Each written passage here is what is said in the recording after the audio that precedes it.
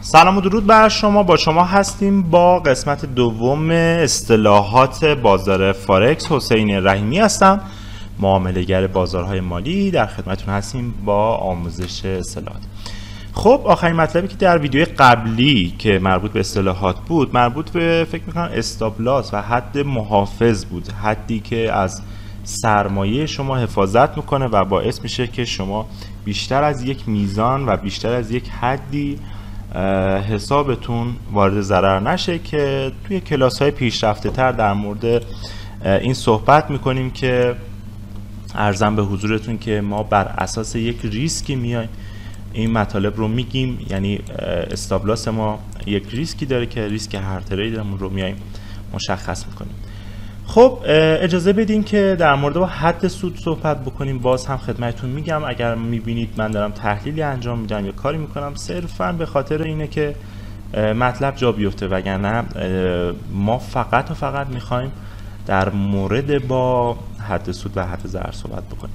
خب من چیزی که در تصویر میبینید طلا هستش در تایم فریم 5 دقیقه، که ما اینجا دو تا ناحیه داریم که تو 15 دقیقه هم میشه دید. البته یه ذره بهتر هم میشه دید. صفحه نمایش مقدار کوچیک هستش، عذر من رو بپذیرین. یه ذره اینجا رو خلوت بکنین، دیگه از این خلوت‌تر نمیشه.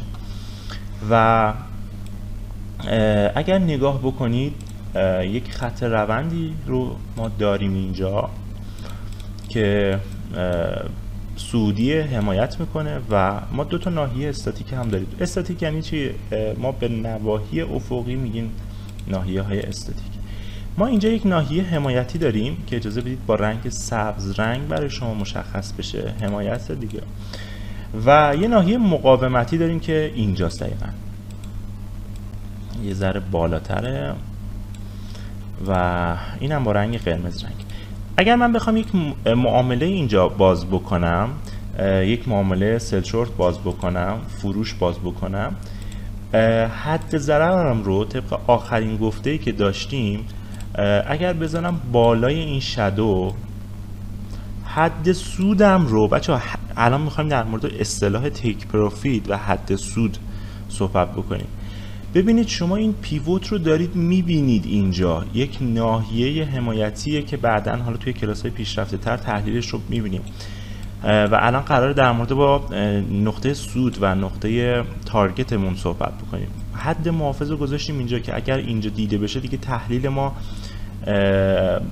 دیگه درست نیست و دیگه از اونجا به بعد طبق مثالایی که توی ویدیو قبل زدیم دیگه نمیتونیم با بازار حرکت بکنیم. حد سود هم همین عزیزان، بایستی حد سود شما از قبل از ورود به معامله تعیین بشه.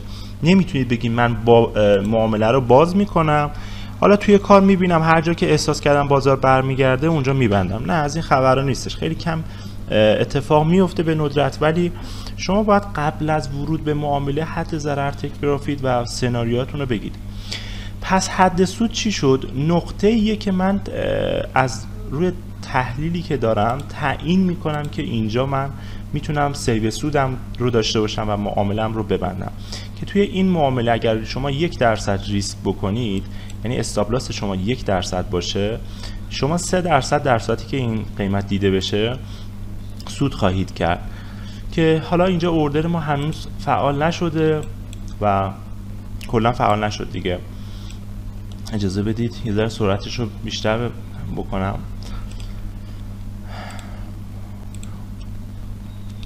اجازه بدید حالا الان بیاد استاپ بخوره، اولین مثالی که ما داریم میزنیم.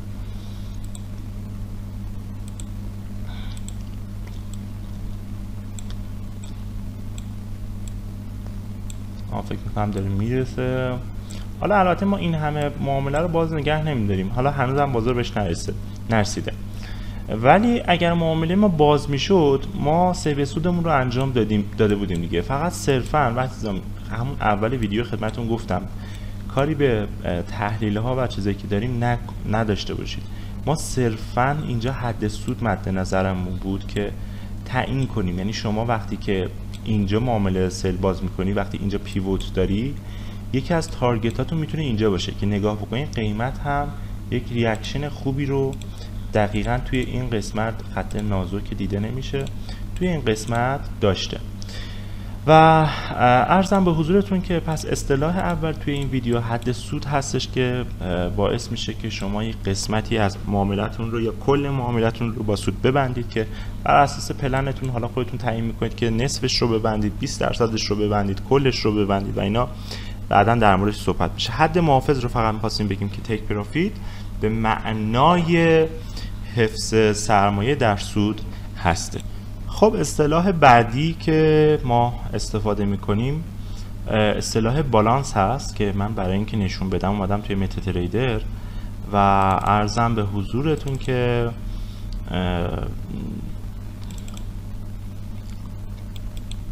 امروز هم بازار متاسفانه بسته است و ما امکان ترید نداریم. اجازه بدین ببینم متا تریدری دارم که باز باشه.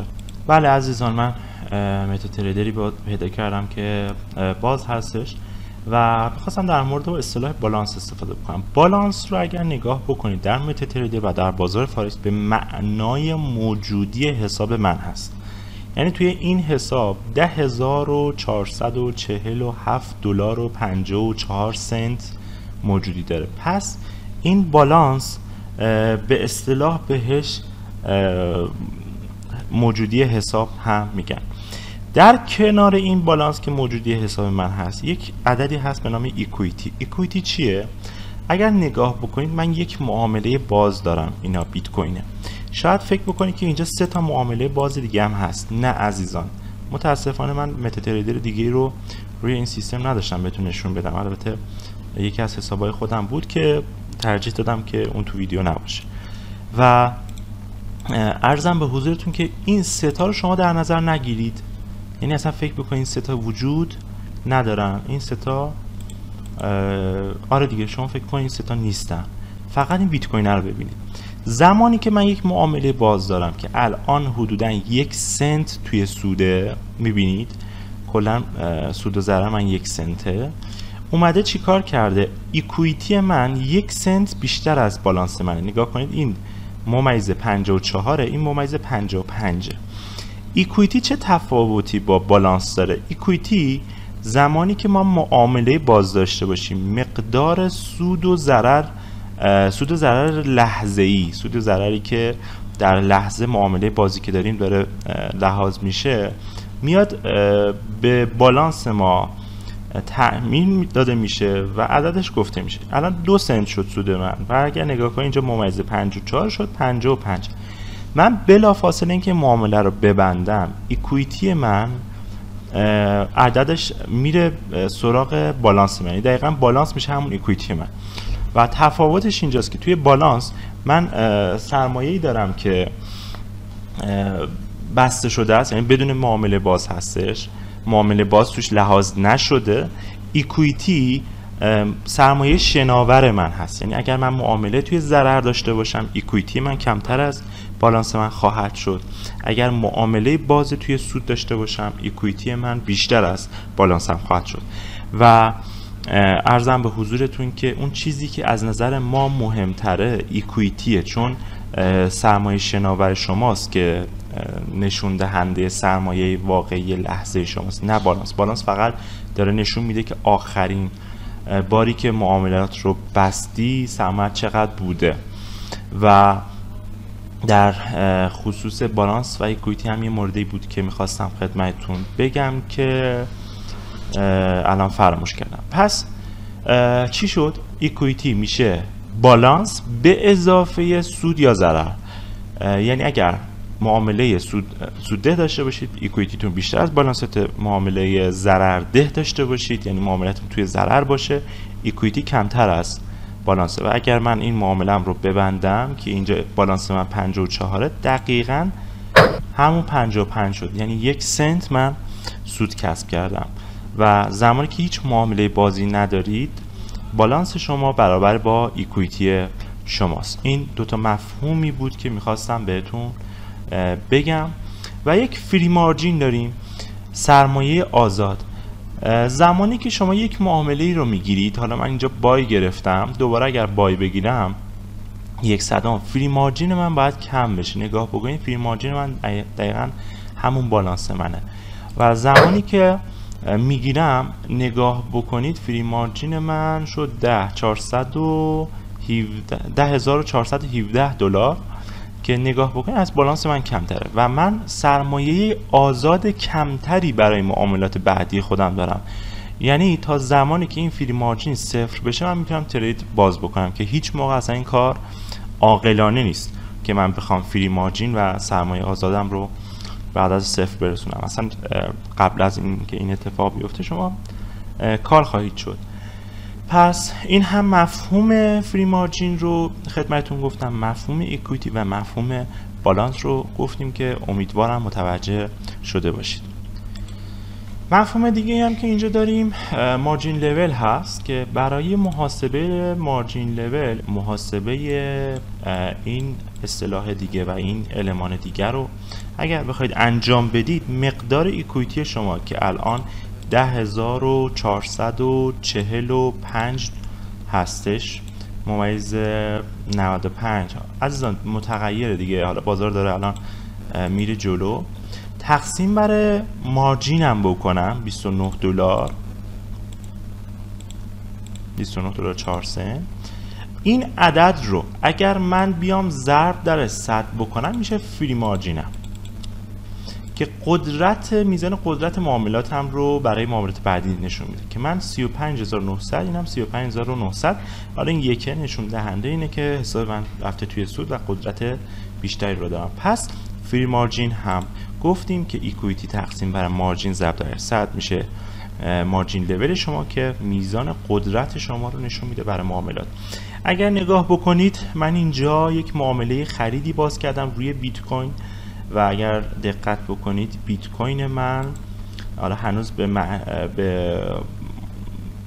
اسواب نرسیدیم ولی استاپ لاس نداره، تی پی هم نداره. حالا من یک استاپ لاس براش میذارم، یک استاپ لاس حد محافظ میذارم، مثلا حد ضرر 7 سنتی و یک تارگت حالا 15-20 سنتی. و الان نگاه بکنید من هم برای معاملم تارگت گذاشتم، هم برای معاملم حد ضرر گذاشتم و در مورد با بالانس، اکویتی مارجین و فری مارجین و مارجین لول هم صحبت کردیم که توی متا تریدر شما اینا رو خیلی میبینید و اگر نگاه بکنید اکویتی من خیلی بیشتر از خیلی که نه عزیزان 17 سنت، صرفا برای آموزش خدمتتون گفتم دیگه، بیشتر از عرضم به حضورتون که بالانس من هستش و دارید در تصویر میبینید. این هم از اصطلاحات تا اینجا و اجازه بدین که در مورد با استاپ لاس و در مورد با کال شدن هم بگم.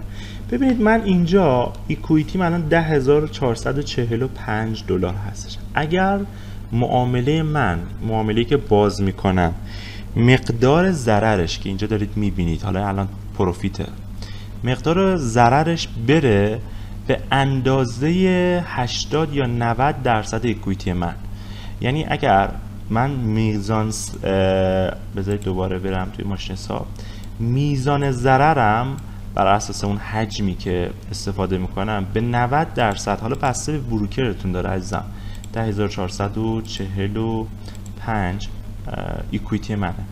اگر به 90 درصد ضرب داره 90 درصدش کو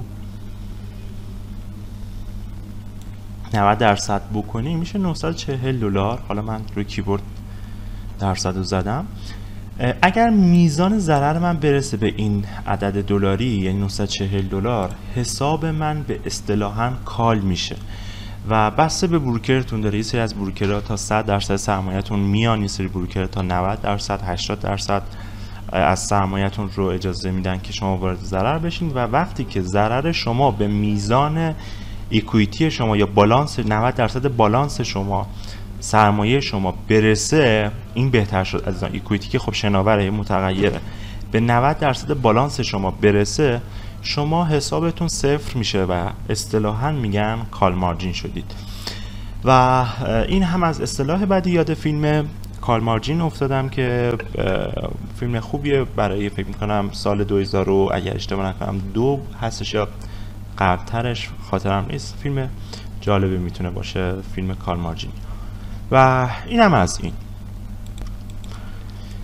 و اجازه بدین که حالا که توی متا تریدر هستیم بریم با معنی و مفهوم کندل هم آشنا بشیم، که البته باز هم خدمتتون میگم این مفاهیم داخل کلاس خیلی بهترش گفته میشه، صرفا برای اینه که شما یاد بگیرید و میتونید مفهوم کندل رو حتی توی متا تریدر هم داشته باشیم.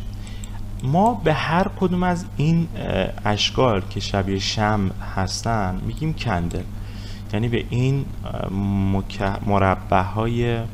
مربع که نیستن، مستطیلن، به این مستطیل های آبی و طوسی رنگ به هر کدومشون میگیم کندل، که هر کندل داره به ما 4 تا دیتا میده، 4 تا عرضم به حضورتون که عدد به ما میده، که این اعداد خیلی برای ما مهمه و کسایی که پرایس اکشن کار هستن تمام کارشون با همین اعداد هستش. یعنی من پرایس اکشن کار فقط با دیدن کندل ها کار خودم رو انجام میدم و نیازی به چیز دیگه ای ندارم، حداقل ندارم.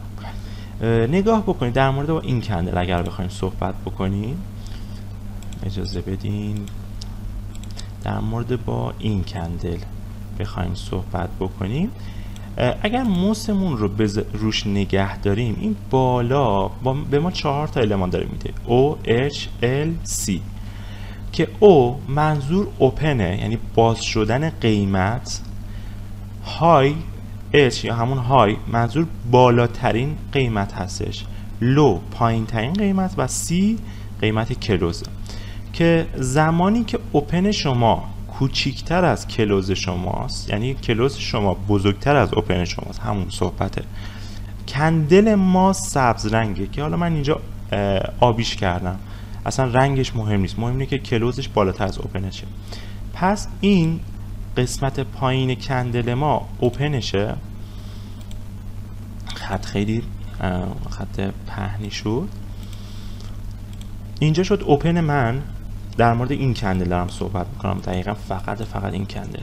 اینجا قیمت باز شده، اینجا بسته شده، یعنی کلوز من اینجاست، که اگر نگاه کنید من موسم رو نگه دارم، اوپن من بود 1940 ممیز 515. حالا من اینجا 515 رو درست نیاوردم، اگر فیکسش کنم روی 515 دقیقاً اوپن کندل من رو داره نشون میده. های من اگر نگاه بکنید یک سایه‌ای رو به بالا داره که بهش شادو هم میگن، که نشون دهنده بیشترین قیمت طلا توی این زمانه، که طلا تا اینجا هم بالا آمده، و لو داره پایین ترین قیمت طلا رو، که حالا ما لو اینجا توی این کندل نداریم فکر میکنم اگر اشتباه نکنم، چرا داریم 400 و یه مقداری اومده پایین تر، دیدین خیلی یه شادو خیلی کوچیک داره، این آشش میبینید، امیدوارم دیده باشیدش. و طلا تا اون مقدار هم پایین اومده، پس به قیمت اوپن میگن او، یعنی 4 تا دیتا میده، اوپن، کلوز، های و لو، که اگر کلوز شما بالاتر از اوپن شما باشه کندل شما سبز، برعکسش اگر کلوز شما پایین تر از اوپن شما باشه کندل قرمزه، که من اینجا توصیش کردم. پس این هم شد مفهوم کندل.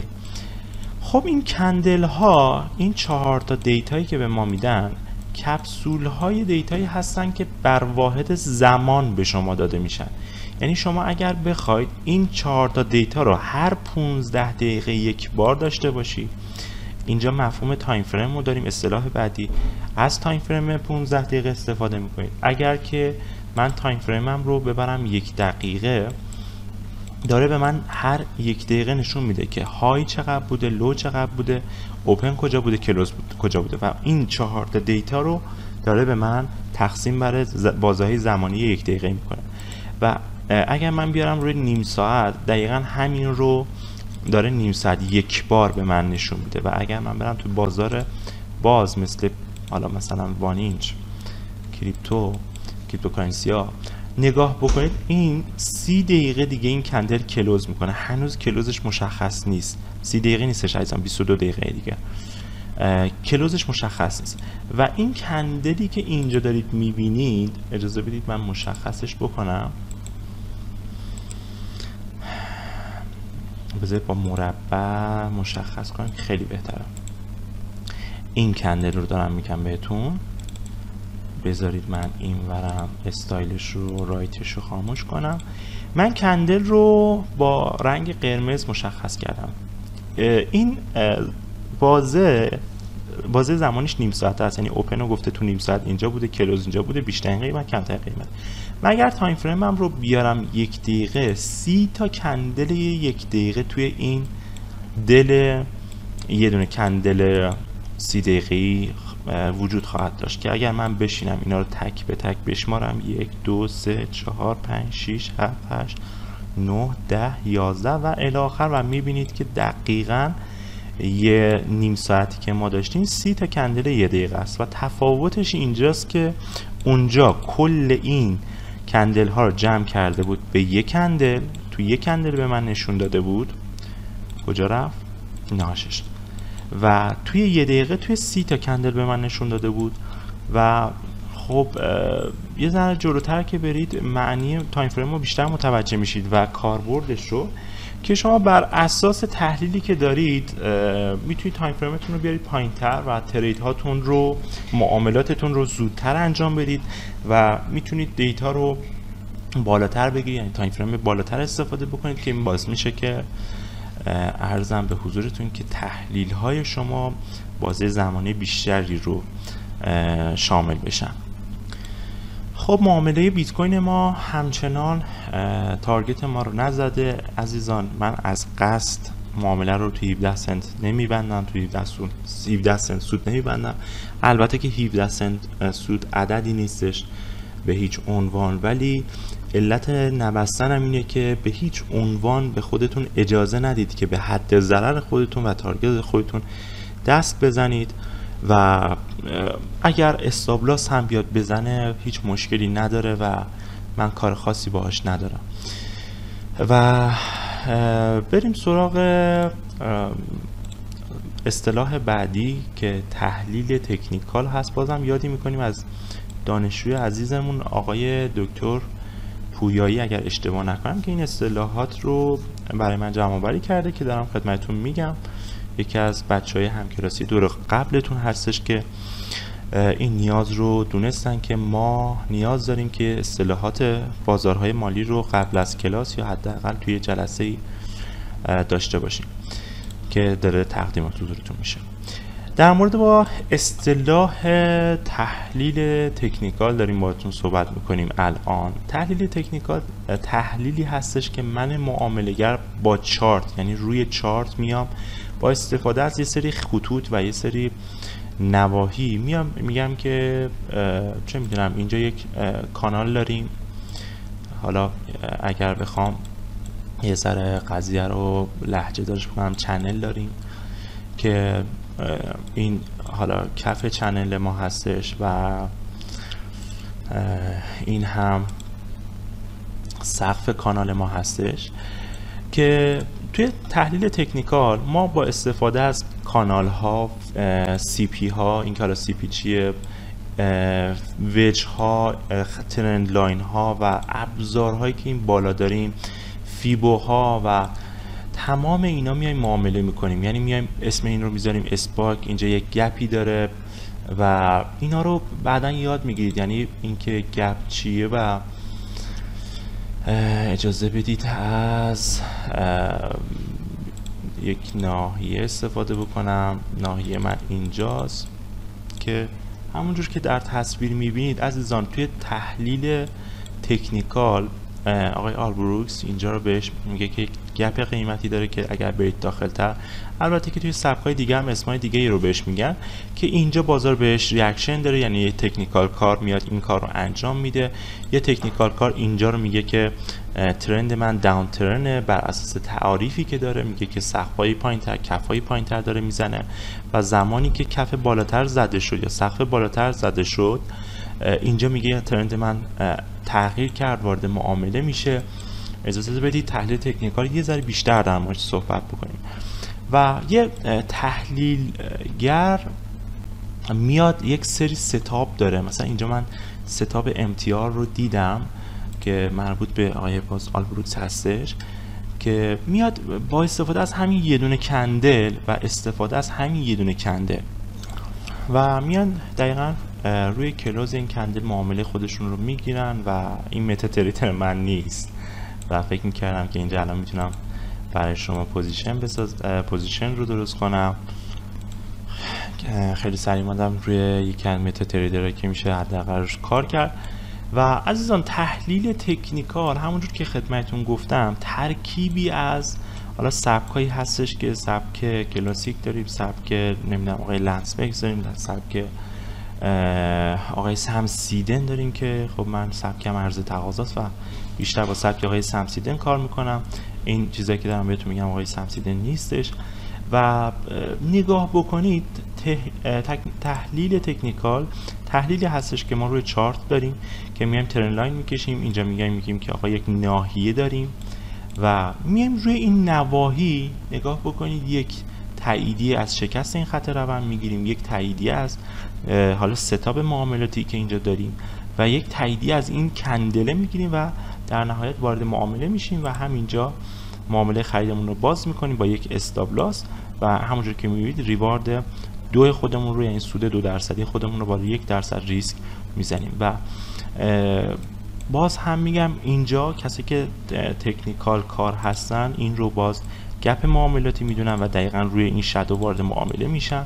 و کسایی که توی هر تایم فریمی دارن کار میکنن، حالا اینجا که 4 ساعته هست اصلا ما میتونم بریم توی 1 دقیقه طلا و دقیقا همینا رو کار بکنیم. اگر نگاه بکنید دوباره خط روند من اینجا کار میکنه، هم در مورد با این خط روندی که نگاه بکنید شکسته شده پول بک زده رفته بالا، هم در مورد با این خط روندی که اینجا دارم که درستش اینه که من خط روند رو از اینجا بکشم، دقیقا شکست اینجا اتفاق افتاده پول بک رو زده و اصلاح رو داشته و دوباره همونجور که میبینید به این سبک از معاملات که با استفاده از کندل ها اتفاق میفته و پترن ها و الگوهای کلاسیکی که ما داریم که مثلا اینجا میشه مثلا در مورد با الگوی ایوینینگ استار صحبت بکنیم. حالا میتونید سرچ بکنید ببینید ایوینینگ استار چیه. ببین میگن تحلیل تکنیکال که سبک های خیلی زیادی داره عزیزان و سعی کنید همینجا من بهتون بگم که سبک معاملاتی خودتون رو داشته باشید. من هارمونیک تریدر رو تا قسمتی بلدم، الیوت رو تا قسمت خیلی کمی بلدم و سبک پرایس اکشن کلاسیک رو و آلبروکس رو بلدم، ایچیموکو رو تا قسمت های بلدم. و چیزی که سبک خودم رو دوستش دارم و واقعا هم لذت میبرم از کار کردن باش و خسته نمیشم سبک آقای سم سیدن هستش و سبک عرضه و تقاضا که نگاه بکنید چقدر قشنگ به نواحی که من میکشم بازار ریاکشن نشون میده و اینجا کسی که عرضه تقاضا کار میکنه وارد معامله فروش میشه و همین حرکت براش 3% 4% اکانتش میتونه بسازه. پس این شد تحلیل تکنیکال. در کنار تحلیل تکنیکال ما تحلیل فاندامنتال داریم که من چون فاکس فکتوری باز بود سریع اومدم این بر که ما یه سری ریت داریم، یه سری شاخص داریم، یه سری شاخص های توی بازار فارکس داریم که یه سری ها میان روی اینا تحلیل میکنن. یعنی میان میگن که ما مثلا چه میدونم اینجا سی پی آی سالانه رو داریم، سی پی آی کور رو داریم، سی پی آی ماهانه رو داریم و میان از این هیستوگراما میان چیکار میکنن. اجازه بدین مربوط به سی پی آی چیه، این سی پی آی سالانه رو اگر بیاریم هیستوگرامشو میان روی اینا روی فاندامنتال کار میکنن و میان میگن که آقا از سال مثلا 2013 نگاه بکنیم شاخص مصرف کننده سی پی آی دیگه بیشتر از 3% یا بیشتر از 3.8 نرفته، 4% نرفته. 4% سال 2012 بوده و اینجا که مثلا میاد روی 9% سال 2022 میان یه سری تحلیل میکنن، میان میگن که آقا این داره میره بالا ولی میتونه برگرده، یعنی تحلیلشون روی دیتایی هستش که بیشتر فاندایی هستش، بیشتر مربوط به اخبار هستش، که از هیستوگرام ها استفاده میکنن، از چارت ها استفاده میکنن، از دیتای های سالهای گذشته استفاده میکنن و خیلی علم پیچیده‌ایه. همون جوری که حالا عزیزان فکر نکنید که پرایس اکشن هم چیز ساده ایه، حالا من با 2 تا خط کشیدم، همینجور که این پیچیده است و نیاز داره که شما به یک سطحی برسی که تسلط پیدا بکنی و بدونی که پیوت درست کدومه، اینه و اصلا خط روند درست کدومه، الگوی درست کدومه. همین که این کار خیلی کار سختیه، به همون صورت هم تحلیل های فاندامنتال هم میتونن سخت باشن و وقتی که اینجا یک نرخی اعلام میشه، نرخ پی پی آی، یک فرد باید بدونه که این نرخ چه نرخی هست. حالا این نرخایی که هنوز اعلام نشده برای هفته جاریه، یعنی هنوز نیامده. من اگر برم برای هفته های گذشته، بله اومد، که نگاه بکنید مثلا وقتی که این نرخ اعلام میشه، وقتی این نرخ سی پی آی یا اف او ام سی یا فاندینگ ریت نگاه بکنید، مثلا فاندینگ ریت که 5.25% بوده و پیش بینی این بوده که میشه 5.5% نرخ بهره امریکا و اعلام شده 5.5%. کسایی که فاندامنتال کار هستن یا فاندامنتال میدونن میان روی اینا معامله میکنن و یه روز این ویدیو خاطره میشه، چون احساس میکنم که ما داریم به سقف های نرخ بهره نزدیک میشیم، مثل همون سی پی آی که الان دیدید و احتمال داره که 1-2 سال دیگه که کسایی که دارن این ویدیو رو میبینن به این نکته توجه کنن که یه زمانی این سقف بود و این ویدیو داشته ضبط میشده و ما اینجا چه فرصت های معاملاتی داشتیم که اگر نرخ بهره شروع بکنه به کاهش، یعنی مثل اینجا که من پیش بینیم هم هستش که این اتفاق میفته، شاید 5.5 بشه 6، شاید بشه مثلا 6.5، ولی دیگه آخراش عزیزان دیگه اگر نگاه بکنید ما بیشترین نرخ بهره‌ای که داشتیم سال 2006 بوده، بعدش دیگه سال 2000 بوده که دیگه حالا اینجا دیتاش هم زیاد نیست که من بیارم، دیگه سال 6% بیشتر رو ندیده دیگه، یعنی تهش اینجا هست. و زمانی که شروع کنه به شاخص دلار نزولی شدن و نرخ فاندینگ ریت کم شدن، ارزهای دیگه شروع میکنن به پامپ شدن یا سعودی شدن، مثل پوند، یورو و قسمتی طلا، کریپتوکارنسی ها احتمالاً بترکن و چون که وقتی نرخ بهره میاد پایین و سرمایه سرازیر میشه به بازارهای دیگه.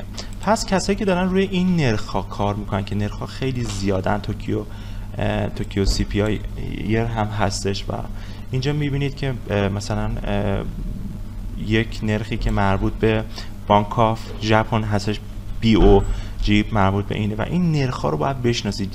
جی دی پی یک نرخ خیلی مهمیه و عرضم به حضورتون که حالا فاندینگ ریت که خدمتتون گفتم، فلش سرویس هم خیلی مهمه و این خبرهایی که قرمز رنگ هستن اخبار مهمی هستن. پس معامله‌گرهایی که میان با این نرخ‌های اقتصادی، مثلا شاخص بیکاری، خب شما تو ایران هم میتونید متوجه این بشید که وقتی که شما تورم رو بلد باشید، وقتی شما شاخص بیکاری رو بلد باشید، نرخ چه میدونم 1000 تا چیز دیگه هم بلد باشید، شاید اصلا نیاز نداشته باشید چارت رو ببینید. وقتی سود بانکی میره بالا، خب شما میتونید متوجه بشید که سرمایه سالی که فکر میکنم اتفاقی که سال 87 اتفاق افتاد اگر اشتباه نکنم توی ایران، نرخ سود بانکی رو بردن بالا، خب پول از صنعت اومد توی بانک ها و باعث یه تورم خیلی شدید شد که خب اینو شما از روی نرخ‌های اقتصادی و دیتاهای مالی میتونید متوجه بشید. امیدوارم که اصطلاح تکنیکال و فاندامنتال رو متوجه شده باشید. بریم در مورد با اصطلاح دیگه‌ای که خیلی به کار میره یه مقدار بیشتر در مورد صحبت بکنیم، اصطلاح ساپورت و رزیستنسی که توی هر سبکی تعریف خودش رو داره. اجازه بدید من برم توی لایت 2 هستم، برم توی واچ لیست خودم. خب ما در چارتمون، البته تو فاندامنتال هم هستش عزیزان، یه سری سطوح حمایت و یه سری سطوح مقاومت داشتیم. الان توی حالا نرخایی که داشتیم میگفتیم، چه میدونم اینجا هم یه سری سطوح حمایت مقاومت داره دیگه. مثلا چه میدونم این CPI اینجا یک ناحیه مقاومتی داره. خب مثلا عدد 5.5% یک ریاکشنی داره، چون و حمایتش هم اینجاست دیگه. نگاه کنید -2% دیگه نیومده، اینجا یه حمایته. این حمایت و مقاومت در بازارهای مختلف به کار میرن و هر جایی به کار برن میتونن معنی خودش رو بدن. حمایت و مقاومت هم روانی داریم، هم به صورت تکنیکال.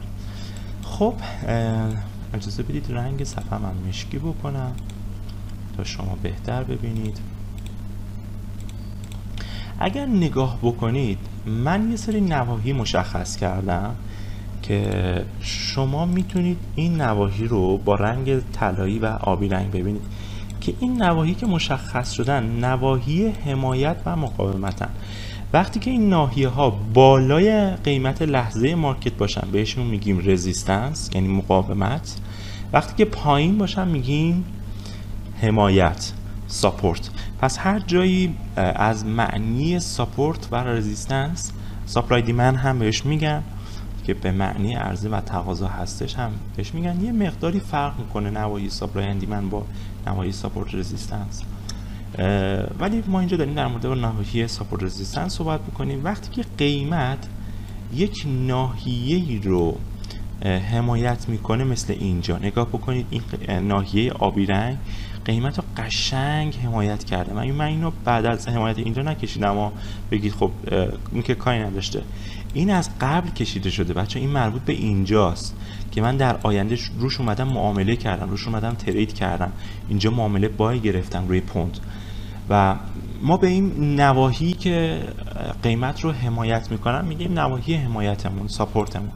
که من اگر بیام روی یورو دوباره این نواحی خودم رو دارم، نگاه بکنید باز هم اینجا نگاه بکنید ناحیه طلایی رنگ برای ساپورت تایم روزانه هم هست. الان میدونید تایم فریم چیه و اینجا یه بار قیمت ریاکشن داشته، 2 بار ریاکشن، 3 بار ریاکشن، یه بار بریک اوت و دفعه بعدی هم، یعنی در صورت برگشت من اینجا احتمال ریاکشن رو میتونم داشته باشم. اینجا هم یه ساپورتیه که هنوز قیمت بهش نرسیده که مربوط به اینه، مربوط به این پیوته. نگاه بکنید ما حالا نحوه کشیدن حمایت رو اینجا نمیخوایم بگیم، فقط معنی ساپورت و رزیستنس رو بدونید که یه سری نواحی استاتیک افقی وجود داره توی بازار که قیمت به محض اینکه به اون ناحیه برسه، مثل این ناحیه ببینید اینجا الان 1.12.483 یک ناحیه مقاومتی برای یورو هستش که اگر اون نرخ بهره عزیزان، نرخ بهره که داشتیم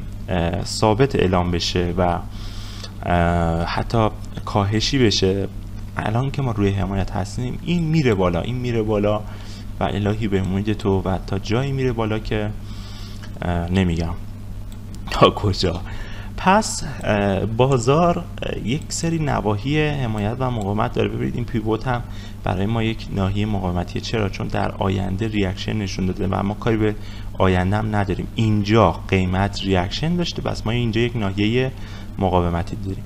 اعداد روند هم عزیزان مثلا اعداد روندی که توی طلا داریم نقش حمایت مقاومت دارن. مثلا من واقعا ندیدم ولی 2000 رو بیایم ببینیم، یعنی من یه خط همینجوری بندازم روی 2000 و میبینید که چقدر ریاکشن های خوبی داره.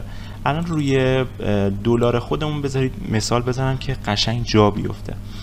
حالا 1900 بذارید بزنم عزیزان، دیگه 2000 نزنم، 1900 دلار عدد روند دیگه. نگاه کنید یه ریاکشن، اعداد روند این کار میکنن، یه ریاکشن. بریم در گذشته نگاه بکنید چقدر زیبا که فلیپ شده. زمانی که یک ناحیه ساپورتی شکسته میشه ما بهش میگیم فلیپ شده. اینجا چقدر خوب ساپورت کرده و اینجا دوباره ریاکشن داشته، هانت کرده رفته بالا. و من اگر تا سال چه میدونم خیلی عقب ترم برم، دوباره این عدد بله ریاکشن خودش رو داشته. اینجا ساپورت ساپورت، رزیستنس و عزیزان قیمت مارکت وقتی زیر ناحیه است بهش به همین ناحیه میگیم مقاومت، رزیستنس، زمانی که بالاش میگیم ساپورت. پس اینم مفهوم ساپورت و رزیستنس، نحوه کشیدنش و هر چیز دیگه ای رو اجازه بدید جلوتر کامل با سبک عرضه و تقاضای آقای سمسیدن خیلی زیبا بهتون میگیم. اگر خوش شانس باشید سبک RTM هم داریم، نواحی هنوز این ویدیو داره ضبط میشه، هنوز نواحی RTMی به بچه‌ها گفته نشده، ولی اون نواحی دیگه هستش که استاتیک هستش. اصطلاح بعدی اصطلاح ترید هست که خب عزیزان من وقتی که میام یک موقعیت معاملاتی میبینم و یک ناحیه مقاومتی تو ین ژاپن دارم که فاندرش هم رفتم چک کردم، یا یک مقاومت یک ناحیه حمایت اینجا خوبی داشتم که اینجا خبر هم بوده، اصلا اینجا از همه جا بهتر، و من میام اینجا یک معامله ای رو باز میکنم، به اصطلاح میگن که من یک موقعیتی رو دارم ترید میکنم، من دارم ین ژاپن رو ترید میکنم. پس به گرفتن معامله لانگ اینجا میگن ترید کردن و به منی که دارم این کارو میکنم میگن تریدر.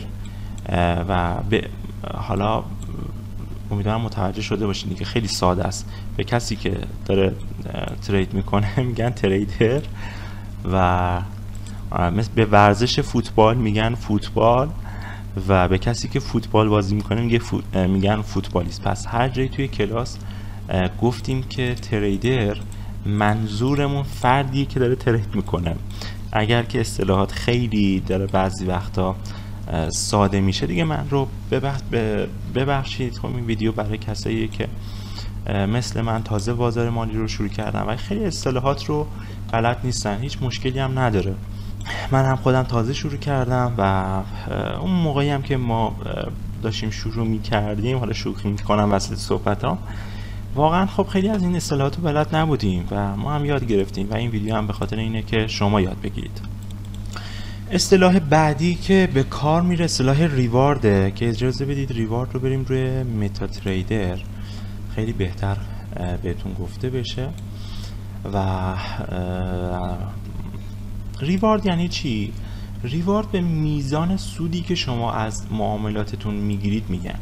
یعنی زمانی که من میام روی این ناحیه یک معامله رو باز میکنم و نقطه ورودم دقیقا زیر ناحیه است، حد ضررم این پشته حد ضررم، زمانی که به میزان 1:1 حد ضرر، یعنی اگر حد ضرر شما از نظر فاصله پیپو دیگه میدونید، بکنم تو ویدیو قبلی گفتم اینجا الان یه چیز حدود 10 پیپ فاصله حد ضرر منه. 10 پیپی که شما برید توی سود میشه ریوارد 1 شما، یعنی بهش میگن اصطلاحاً ریوارد 1. چرا؟ چون به میزان 10 پیپی که شما استاپ لاس گذاشتید و ریسک کردید 10 پیپ سود کردید، و وقتی که شما به میزانی که 10 پیپ استاپ لاس گذاشتید 20 پیپ سود میکنید، 2 برابر حد ضررتون، به اصطلاح میگن شما ریوارد 2 رو گرفتید. زمانی که به ازای 10 پیپ ضرر شما 30 پیپ سود میکنی میگن ریوارد 3. و به همین صورت ریوارد 4 5 6 رو خواهید داشت. یعنی ریوارد 6 من 60 پیپ احتمالاً باید از نقطه ورودم بله نگاه بکنید 60 پیپ حرکته، حالا یه ذره شاید این برابر. پس مفهوم بعدی که ما داریم بحث ریوارده. وقتی که من میگم آقا من ریوارد 5 گرفتم، یعنی من 5 برابره عرضم به حضورتون که تریدی که 5% اون ریسکی کردم رو سود کردم. که اگر من توی این مثال بهتون بگم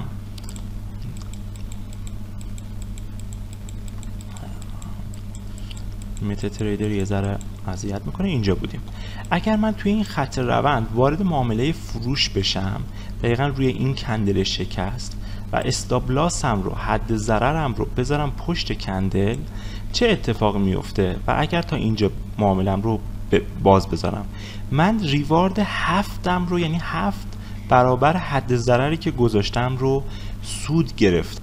حالا من توی تنظیمات اومدم تا آردهش رو تعریف کردم و اگر نگاه بکنید من توی این معامله اگر معاملم رو نگه میدارم 10 برابر حد ضررم ریوارد گرفتم. پس امیدوارم که معنی و اصطلاح ریوارد هم متوجه شده باشید. باز یه تأکیدی بکنم، شما دوره شرکت میکنید یا سر کلاس من یه دفعه میگم که اینجا بچه‌ها ریوارد 3 شما رو میداد، اینجا ریوارد 5 شما رو میداد، اینجا ریوارد 10 شما رو میداد. و منظور من چیه؟ منظور من اینه که به نسبتی که شما حد ضرر گذاشتید، حالا حد ضرر شما هر مقداری که باشه، حد ضرر شما مثلا 30 پیپ باشه، 20 پیپ باشه، ریواردهای شما تغییر میکنه دیگه، چون 1 به 1، یعنی ضریبی از استاپ لاس شماست.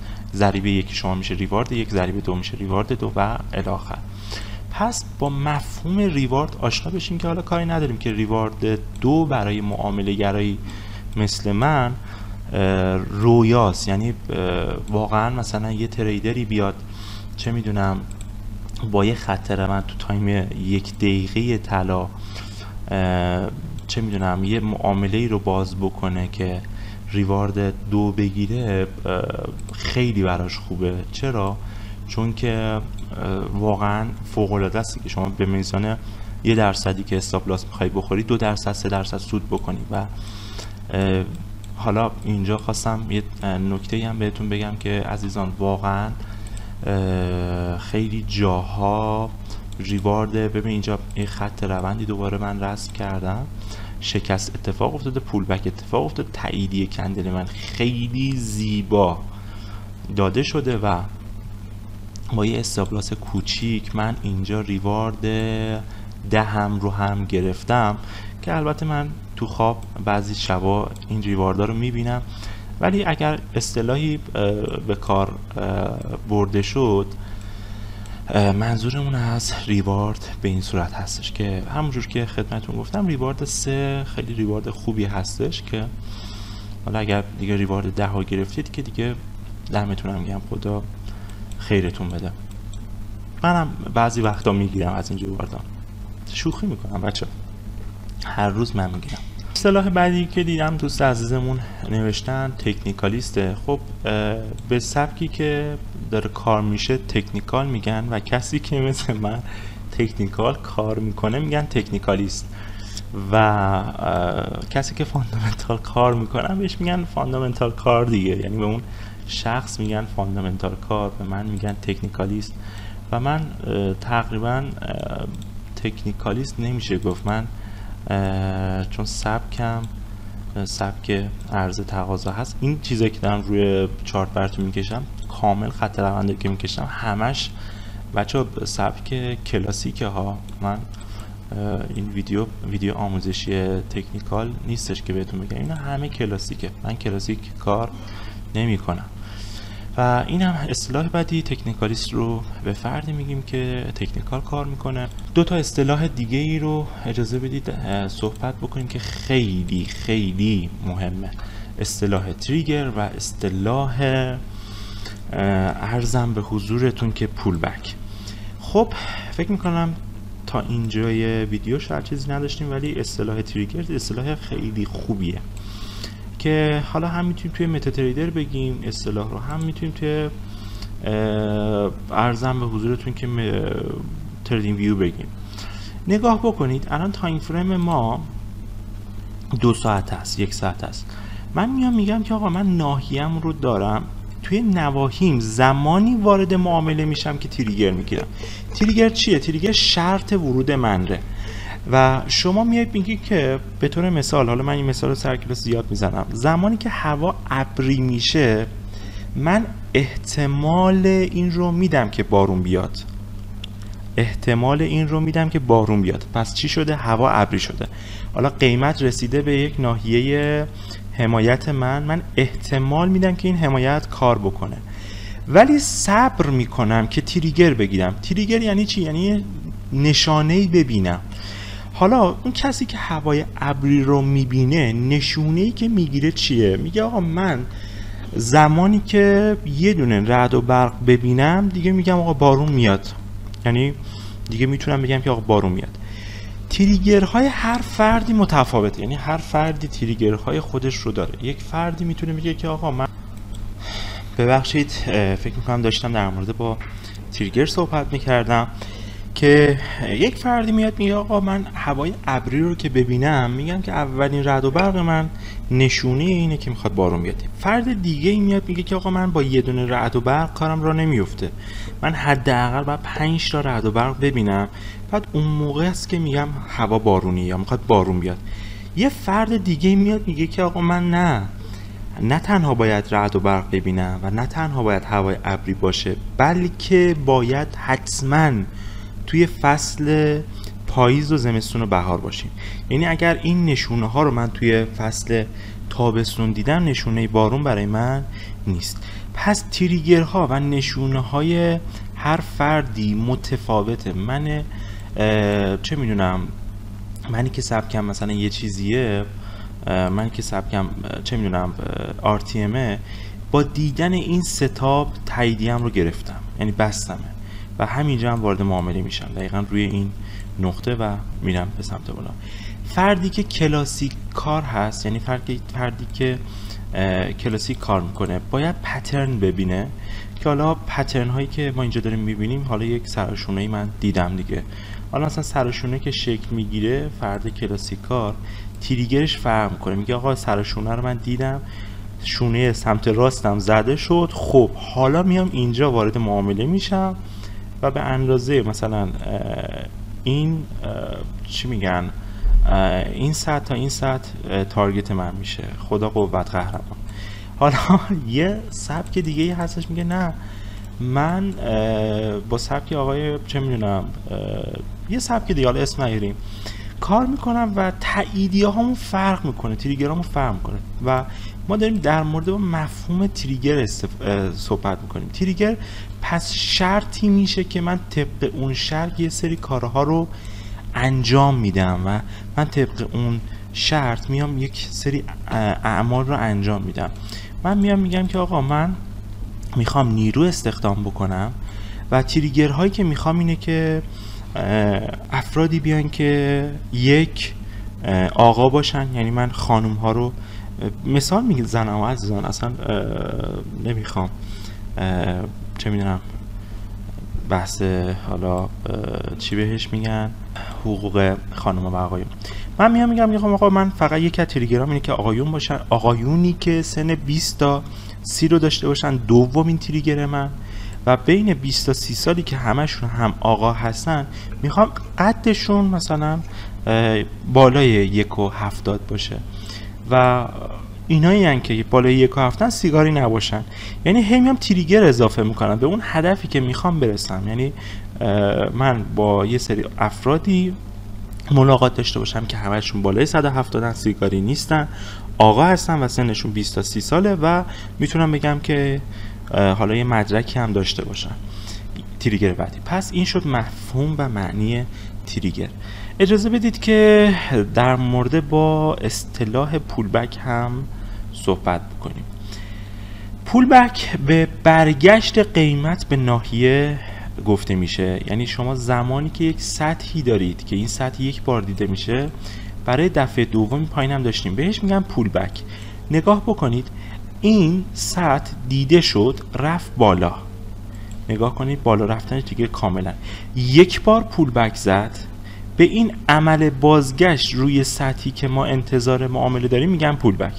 رفت بالا، دو بار پولبک زد و دوباره رفت بالا. روی این تایم مانسلی که آبی رنگه نگاه بکنید یه نشستی رو داشته، باز به این هم ما میگیم پولبک. یعنی اینجا هم پولبک زده شد، دوباره رفته و رسیده به اینجا ریخته، یه پولبک زده و به برگشت های قیمت ببینید اینجا شکست اتفاق افتاده، پولبک، دوباره اینجا برگشت اتفاق افتاده، پولبک، اینجا برگشت اتفاق افتاده، پولبک نزده و اینجا شکست اتفاق افتاده، پولبک و بازار بسته شده.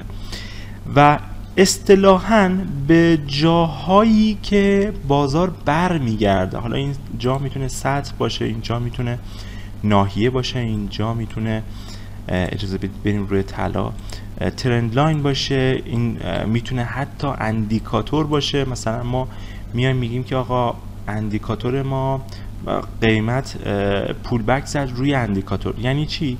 یعنی بعد از شکست اجازه بدید یه اندیکاتور بندازم، حالا میتونیم رو متا تریدر هم این کار بکنیم.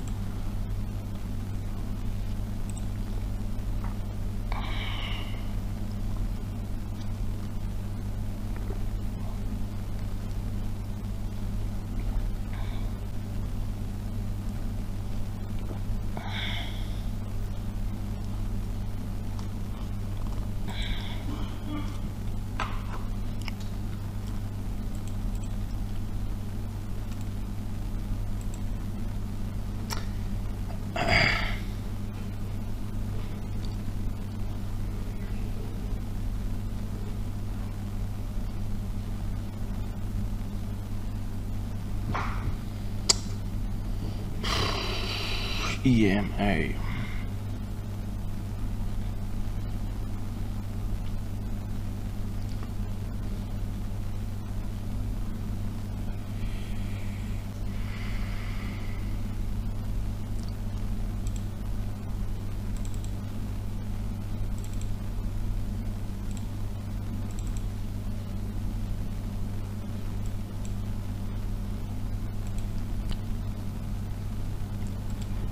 من اینجا یک مووینگ اوریج هم انداختم روی قیمتم و نگاه بکنید عزیزان، حالا ما داریم در مورد مفهوم پول بک صحبت میکنیم. اینجا شکست اتفاق افتاده، با قیمت برگشته به مووینگ اوریج ما به این حرکت پول بک هم باز میگیم.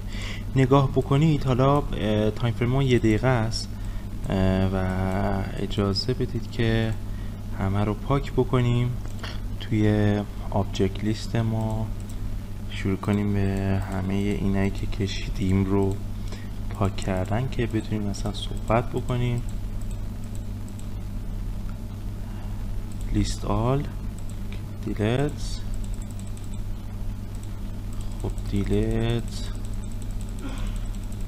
خب داشتیم در مورد پول بک صحبت میکردیم و نگاه بکنید اینجا که قیمت شکسته شده، به این کار میگیم پول بک و برگشت، به این برگشت دوباره به سمت MA میگیم پول بک و به تمام برگشت ها، چه به سطوح، چه به ترند لاین و چه به هر جای دیگه، ما از لفظ پول بک استفاده میکنیم و توی سبک های پیشرفته تر الان نمیخوام در موردش صحبت بکنم، جا شاید اینجا نباشه، ولی توی سبک های خیلی سنگین تر حتی میاد میبینید که ای دل غافل، مثلا این یه دونه تک کندل برگشتی رو میگن پول بک، یعنی به این میگن پول بک. حالا شما میمونی که آقا این چه پول بکیه، ولی بعدا متوجه میشید که آقا این پول بک به این سطحه و به این سطحه.